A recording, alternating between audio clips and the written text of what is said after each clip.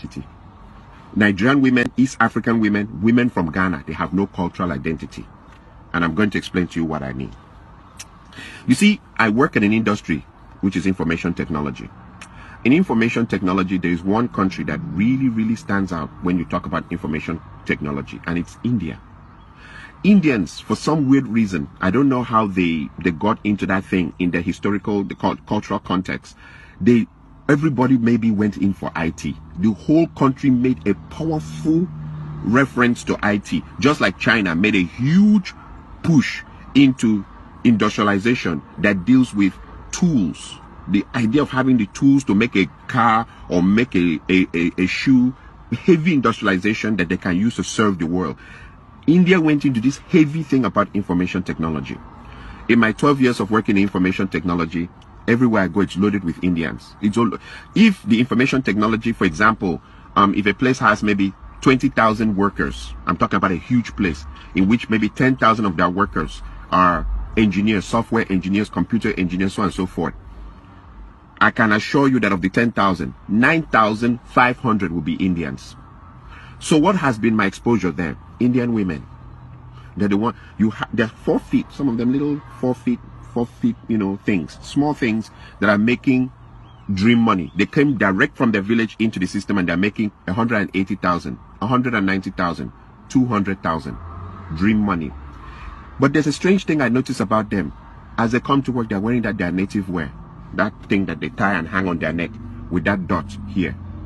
Another strange thing I've noticed about them is you will never ever, for all my years, I stayed in the United States, I was born here. In all my years of staying here, you'll never hear the Indian women dragging their men to the American court system for divorce. It is our women that use the American court system to destroy our men. They bring the court in to help them destroy the men. You will never hear Indian women doing that thing. You will never hear women from China taking Chinese men into the American court system to destroy them with divorce. You will never hear women from Korea dragging their men in huge numbers into the American court system to destroy them. But when it comes to African women, East Africa, Nigeria, Ghana, when it comes to African women, they just drag their men into the court system. One of the things that I've noticed in this system or in this problem is poverty. Bring these Indian women, they're making 150,000, 180,000. They don't drag their men into court. Plus, sometimes, like in most places, all the places I've ever worked in information technology, they'll have one car. Not that I'm supporting that behavior, but there's something strange on why I see them. They have one car. They wait for their husbands. Even if their husbands are working 2 hours overtime over their time, they'll wait. Some of them pregnant, waiting for their husbands. When it's finished, they go into the same car with their husband and drive home. I watch Indian women and women from so many other places. They're not crazy about the Louis Vuitton, Gucci, all the designers wears. They are not even interested. Indian women, I meet them, they've been here 15 years, 20 years. They still keep their accent. They still speak as if they're living in India. But when I meet our women, and our women, all that they have to do is just get to a level of where they're making 50,000, 60,000, 70,000 or 80,000 a year. I'm talking about small money. Small money. Immediately the marriage is in danger. And they change. They start bleaching. And they start talking, sure, yeah, sure, yeah, sure, yeah, I went, oh my God, I went to New York. And I'm like, even I who was born here, I don't speak like that. I look at others like the Chinese, they can't speak English very well, and their women may be driving very expensive cars that belong to their husbands. And I look at the Indian women who don't speak English very well, and they're not interested in changing their accent or their undertone. And they wear their native dress, that thing, and everything to work. I look at Korean women. I look at other women. They have this sense of cultural identity. African women do not have a sense of cultural identity whatsoever.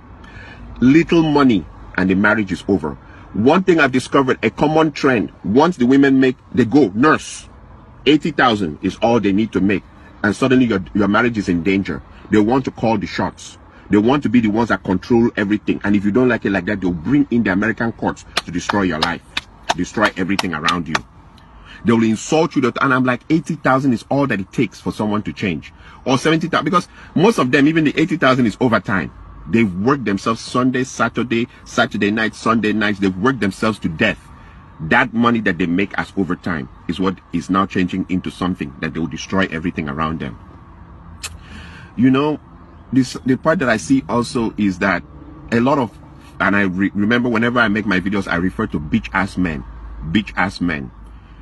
It has come to a point where we really can't define marriages in the African context anymore in the United States, because the man is changing diapers, he's washing the plates, he's sweeping the floor, he's cooking. Most men now have to cook to keep their marriages intact.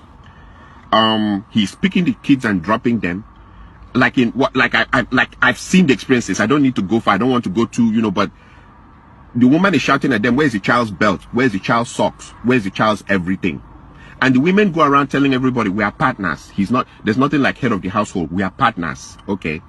So the men are doing everything in the women's role and also doing everything in their role, and they also keep their jobs. And that is supposed to be the perfect. If you don't do like that, they'll call American court on you. This partner thing, I've seen people try it, and it leads to disaster. Like he says, okay, so since I'm the one doing the laundry and washing the plates and cooking the food, can you help me change that bulb? No, that's a man's job. Okay, can you help me change the engine oil in the car? No, that's a man's job.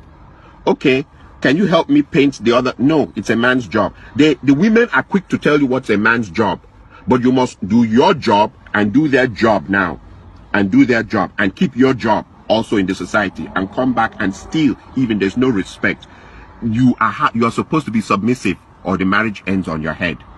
And when you look into it, she started making $80,000, and I compare that with the Indian women who make $150,000, $160,000.